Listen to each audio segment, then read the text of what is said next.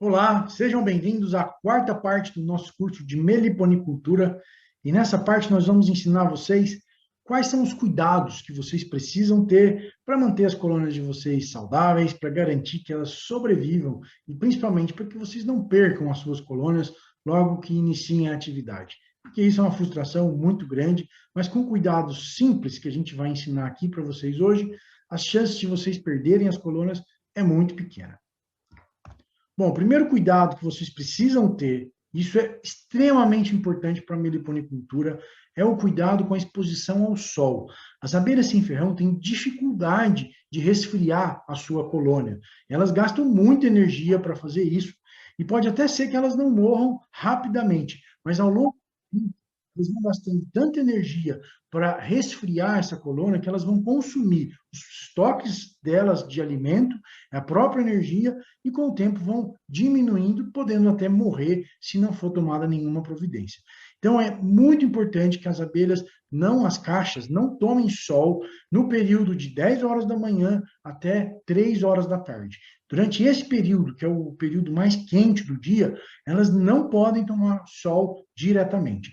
Antes disso, pode até tomar um pouco, ou antes ou depois. Mas o ideal é que mesmo antes ou depois desse período, elas não tomem sol diretamente, porque elas vão gastar energia resfriando a colônia, ao invés de coletar alimento, de trabalhar para sua própria manutenção. Então é muito importante cuidar para que as colônias estejam em um local fresco, arejado, ventilado, que não seja calor demais. Então isso é o cuidado talvez mais importante de tudo que eu vou falar ao longo desse vídeo. O segundo cuidado é com a chuva, mas a chuva ela tem um cuidado mais com a sobrevivência da caixa, com a manutenção da caixa. O excesso de água vai deteriorar essa caixa mais rapidamente, além dela ficar feia, eventualmente com um pouco de mofo que pode desenvolver ali. Então é importante também proteger a colônia da chuva direta. Pegar um pouco de água eventualmente não é um problema tão grave, mas é bom não deixar ela exposta excessivamente à chuva. Pode ser que numa chuva muito forte acabe entrando água dentro da colônia e isso prejudique a sobrevivência dela. Mas é um problema menor do que o sol. Cuidem do sol, principalmente. A chuva é um pouco mais livre, né? A gente não é um problema tão grave assim para as colônias. Mas é sempre bom protegê-las, colocar algum tipo de cobertura, algum tipo de proteção para não tomar chuva diretamente. Outro cuidado muito importante que vocês precisam ter é em relação ao vento. As abelhas sem ferrão não gostam de locais que ventam muito. Então esse é um cuidado importante para na hora de você escolher aonde vai colocar a sua colmeia, escolher um local que esteja protegido do vento direto. Então, por exemplo, se você tem 2 sacadas no seu apartamento, escolha aquela sacada que recebe menos incidência de vento. Então, isso é muito importante. A gente tem visto alguns relatos de pessoas que estão tentando criar em áreas litorâneas, onde venta muito, e elas têm tido dificuldade de sobreviver nesses ambientes em função do vento praticamente constante e forte ali. Então, o vento é um fator importante que você precisa tomar cuidado na hora de tomar uma decisão, de iniciar a criação, precisa verificar se esse local não recebe vento constantemente. Se for, tem que escolher um outro local com menor incidência de vento e no ambiente onde você vai criar, escolher sempre um local mais protegido desse vento diretamente. Outro ponto importante e que vocês precisam ter cuidado é a questão da exposição direta à luz durante a noite. Então, especialmente para as espécies que não fecham as suas colmeias, como as melíponas, as mandaçaia, urussu, e algumas espécies menores que também não fecham suas colônias, como mandaguari, tubuna, para não colocar as colmeias viradas para uma luz que fique acesa durante a noite, porque elas tendem a sair da colmeia e ir para essa luz e eventualmente acabam morrendo ali. Então, com o passar do tempo, elas vão perdendo abelhas, sua população vai diminuindo e pode morrer com o passar do tempo. Basta virar um pouco em direção contrária à luz, ou que não pegue luz diretamente na entrada, que esse problema se reduz bastante. Para as espécies que fecham a sua entrada durante a noite, como a jataí e a iraí, esse problema não existe, você pode ficar mais despreocupado. Tá? Então, isso serve só para aquelas espécies que não fecham as suas entradas durante a noite. Outra questão importante é a distância entre as colônias. Tem algumas espécies que convivem harmoniosamente com outras colônias da mesma espécie ou até mesmo de espécies diferentes. Mas isso precisa ser cuidadosamente pensado. A jataí, por exemplo, é uma das mais briguentas que a gente conhece. Ela reconhece muito bem quem não é daquela colônia e briga até a morte. Então, se você está observando abelhas mortas na frente da sua colmeia, elas estão se atracando e brigando, significa que elas estão próximas demais, e aí, nesses casos, é importante afastá-las. Não existe uma distância mínima que você precisa respeitar, mas, em geral, para jataí, 1 metro e meio é o mínimo que a gente consegue colocá-las próximo um ao lado da outra, para não ter briga. Então, o ideal é pelo menos 1 metro e meio de distância entre elas. Outras espécies, como a mandaçaia, você já pode colocar lado a lado, que não tem problema nenhum. Mas, especialmente para a jataí, ela precisa de uma distância um pouco separada entre elas. Se você observar que está tendo briga entre elas, você vai ver duas abelhas grudadas ali, morrendo na porta da colmeia, pode significar que elas estão perto demais. Aí você pode, se o seu espaço for limitado, você não tiver condições de mantê-las muito distante uma da outra, você tem algumas alternativas. Você pode colocar, por exemplo, um vaso de planta entre elas, que isso ajuda no reconhecimento. Na hora que ela vai chegar para entrar na colmeia, ela usa esse vaso como referência e entra na colmeia certa, ao invés de entrar na vizinha, na colmeia errada e acabar brigando. Você também pode pintar as colmeias de cores diferentes. Isso também ajuda no reconhecimento para a hora que ela vai entrar, ela acertar qual é a casa dela. E outro detalhe é que a gente percebeu que elas erram muito mais quando as colmeias estão na mesma altura. Então, uma alternativa, caso o seu espaço seja pequeno, é colocá-las em alturas diferentes. Elas erram muito menos quando as colmeias estão em alturas diferentes do que quando elas estão na mesma posição, lado a lado. Então, essas são algumas dicas que você pode adotar caso você esteja criando essas abelhas num espaço apertado, como a varanda de um apartamento, por exemplo. Bom, mas aí eu observei que o local que eu escolhi não é tão adequado, está batendo sol algum horário do dia, ou está tendo algum tipo de briga entre elas. Eu preciso mudar essa colmeia de lugar. Como que eu faço?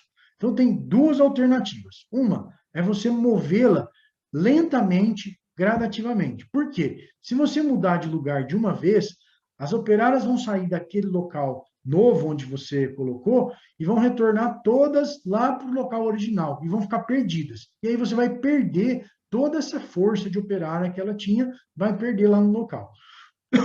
Além de poder perder essas abelhas, o que pode acontecer ainda, se você tiver outras colmeias por perto, elas podem brigar com essas outras, porque não vão encontrar a sua casa, vão tentar entrar nas outras casas e acabar piorando ainda mais a situação. Então, tem duas técnicas para você fazer isso.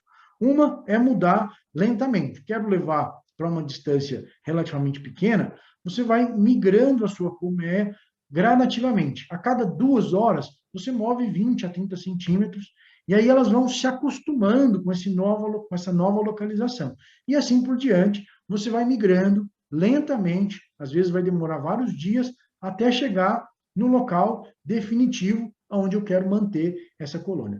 Dessa forma, elas não vão ficar perdidas e lentamente elas vão aprendendo até que chega lá no local definitivo. Então, essa é uma alternativa.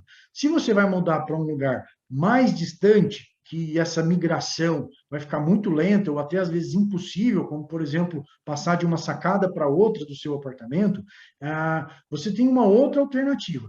Você vai, durante a noite, quando as abelhas retornarem para dentro da colmeia, você vai lá e vai fechar uma telinha de mosquiteiro comum, essa simples, fecha a entrada delas, de forma que elas não vão conseguir sair, e leva para um local distante. Quão distante? Pelo menos 1 quilômetro de distância do local original. Se forem espécies maiores, como mandaçaia ou urussu, é melhor que seja até um espaço maior do que 1 quilômetro, 2, 3, 4 quilômetros de distância, para que elas não retornem para esse novo local. Nesse novo local, vocês vão abrir no dia seguinte essa telinha, elas vão reaprender aquele novo local, vão retornar para aquele local de onde elas saíram. Durante 15 dias, elas vão ficar nesse local provisório, onde elas vão viver ali durante esses 15 dias, e depois de 15 dias você vai fazer o mesmo procedimento. Fecha durante a noite e traz de volta para a sua casa, e aí sim coloca lá no lugar definitivo e tira a telinha.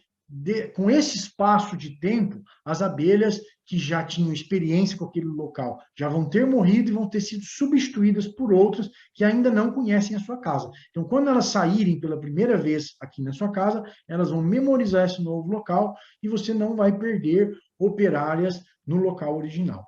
Se você for fazer isso durante o inverno, é importante que esse período de 15 dias seja estendido por pelo menos 20, 30 dias, porque durante o inverno as abelhas vivem mais.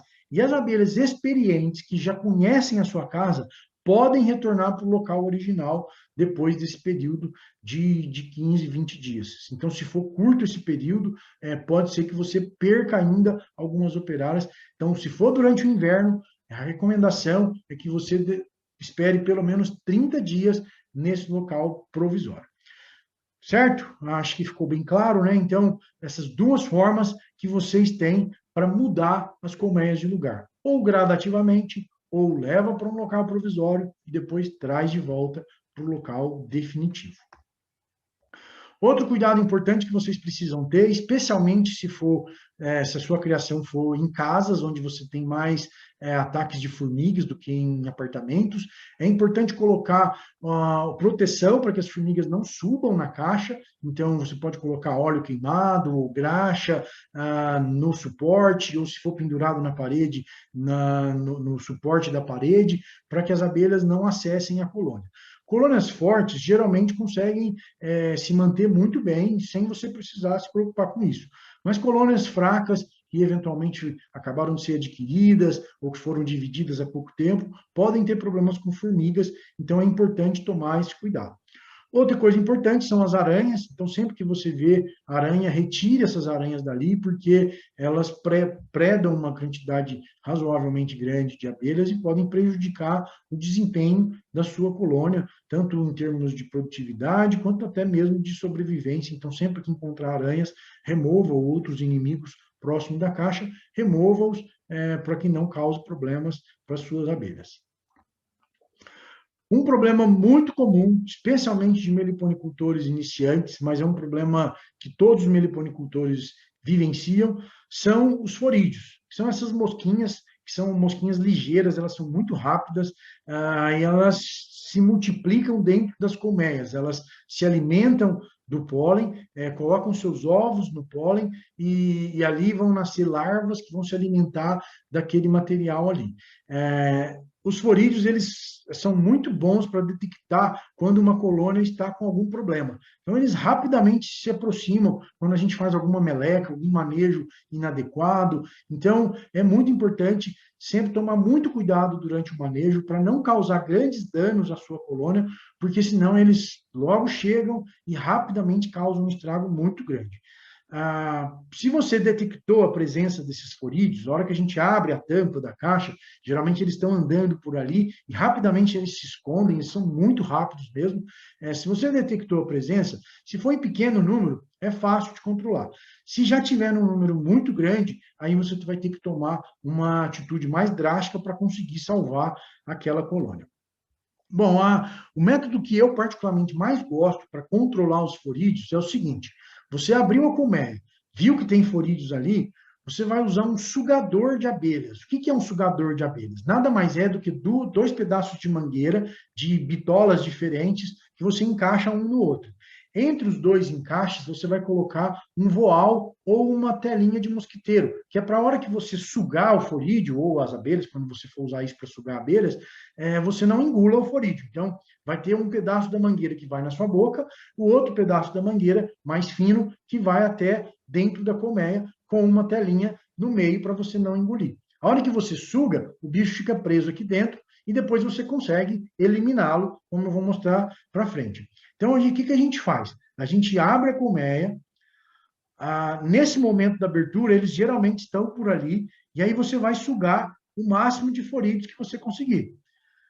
Geralmente, nesse processo, eles acabam se escondendo. Então, você tem que ter um pouco de paciência, aguardar um pouco eles subirem e, eventualmente, soprar lá dentro, nos cantinhos, para eles subirem. À medida que eles vão subindo, você vai coletando e depois cospe num copo d'água com um pouco de detergente. Coloca algumas gotinhas de detergente, que é para quebrar a tensão superficial da água, e a hora que ele bate nessa mistura de água com detergente, ele já morre imediatamente. Então, esse é o método que eu mais gosto de usar, mais simples, para poder controlar o forídeo. E se tiver uma infestação grande, você precisa fazer isso umas 3 vezes por dia. Se a infestação estiver pequena, você viu um ou outro forídeo, você pode fazer isso uma vez por dia ou até uma vez por semana, dá para esperar um tempo um pouco maior. Mas quanto antes você eliminá-los, cuidar desse problema, melhor, porque eles se reproduzem muito rapidamente. Se você perdeu o controle, então aqui, só para mostrar, depois que você terminou esse processo de capturar, você cospe, então, num copo com detergente. Agora, se você perdeu o controle da proliferação desses forídeos e começou a observar larvas dentro da colmeia, aí você precisa tomar uma decisão drástica e uma atitude drástica, porque senão você vai perder a colmeia e, eventualmente, se você não fizer nada, essa proliferação dos forídeos pode acabar afetando outras colônias saudáveis dali do entorno, ou suas, ou de algum vizinho que tenha essas colmeias por ali. Então, se você percebeu que a sua colônia está com larvas, aí está na hora de tomar uma atitude drástica. A mais importante, a mais correta a se fazer é transferir todo o material que não estiver contaminado com larvas para uma nova caixa. E esse material com as larvas, você coloca no congelador para eliminar essas larvas e impedir que elas proliferem. Então, você transfere todo o material que sobrou, cria, abelhas, o mínimo de alimento possível, evite transferir alimento nesse momento, só um pouquinho para elas conseguirem se manter nos próximos dias, e lacre toda a colmeia com fita crepe, com o que vocês tiverem à disposição, para impedir que esses forídeos entrem nessa colmeia. O ideal nessas condições é você, depois de fazer um procedimento desse, é tampar a entrada da colônia com uma tela de mosquiteiro, de forma que ela consiga ainda ventilar, e deixar ela fechada por uns 3 dias para que ela se recomponha.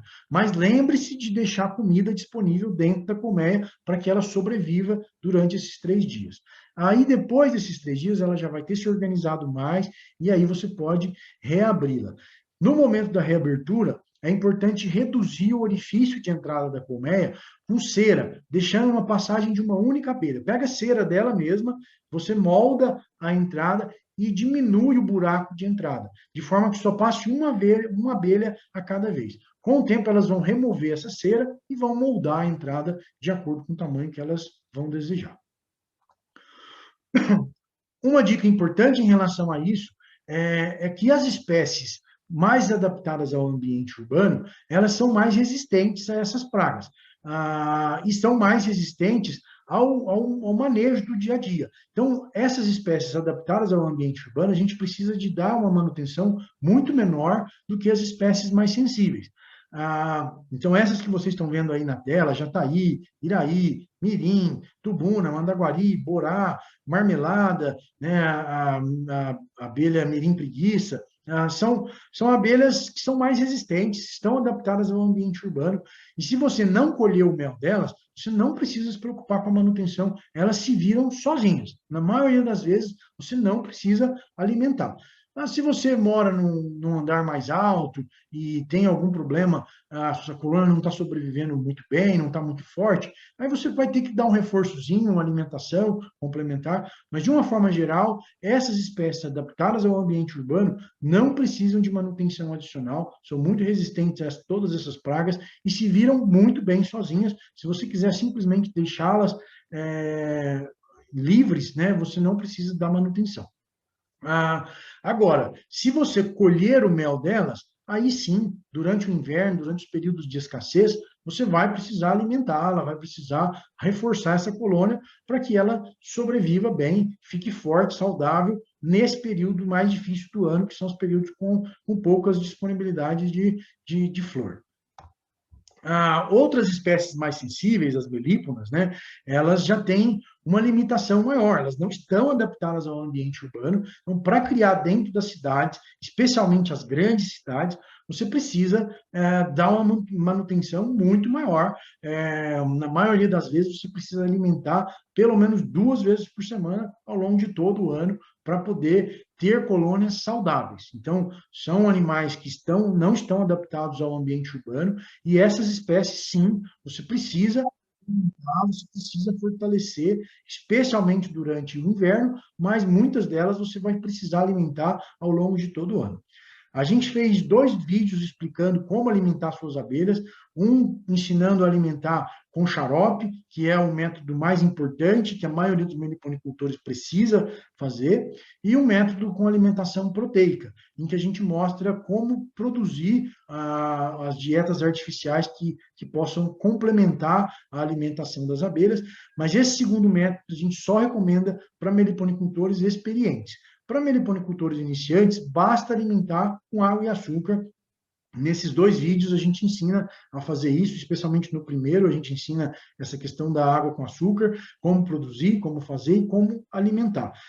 Esses 2 vídeos você encontra aqui no módulo dessa educação à distância, vocês conseguem acessar esses 2 vídeos, e também no nosso curso anterior, a gente fala em detalhes de como fazer, como produzir esses alimentos artificiais. Mas o que eu quero mostrar aqui agora para vocês é que, caso vocês vão criar essas espécies mais sensíveis, a alimentação artificial é muito importante. E se vocês vão colher mel para consumo próprio, a alimentação também é importante durante os períodos de escassez de alimento delas. E eu queria reforçar que, apesar de existirem métodos para alimentar as suas colônias, nada substitui as flores naturais. Então, plantem para as abelhas. A gente tem uma parte específica desse curso para falar exatamente sobre isso. Apesar de termos dietas artificiais que ajudam as abelhas, nada substitui os alimentos naturais. É muito importante que os criadores de abelhas sejam também plantadores para as abelhas. A gente precisa disseminar sementes, plantar mudas de árvores, mudas de plantas rasteiras. A gente tem uma parte somente para falar disso aqui nesse curso. Fiquem atentos. Bom, era isso. A conclusão dessa parte é que as abelhas são sensíveis, elas precisam de uma atenção, tem alguns critérios que vocês precisam se atentar para ter sucesso. Eventualmente, a gente pode perder colônias, mesmo tendo bastante cuidado com elas. Então, algumas espécies, por exemplo, a jataí, do mesmo jeito que ela se reproduz muito e facilmente, ela também, muitas vezes, perece rapidamente, e é natural dessa espécie. Então, mesmo que você faça tudo corretamente, eventualmente você pode ter problemas. A principal dica é monitore as suas colmeias. Se você perceber que elas estão enfraquecendo, os estoques de alimento estão diminuindo, o fluxo de abelhas na entrada reduziu, especificamente no caso da jataí, quando ela reduz a entrada dela, diminui o tamanho da entrada dela, significa que ela não vai bem. Então, avalie a possibilidade de mudar de lugar, tente identificar o que pode estar provocando esse enfraquecimento da colmeia e experimente alguma coisa antes que seja tarde demais. Mas é isso, a maioria das espécies são bem resistentes, e com essas simples dicas que eu dei nesse vídeo, vocês vão conseguir mantê-las saudáveis ao longo do tempo. Mais uma vez, muito obrigado pela atenção, até o próximo vídeo.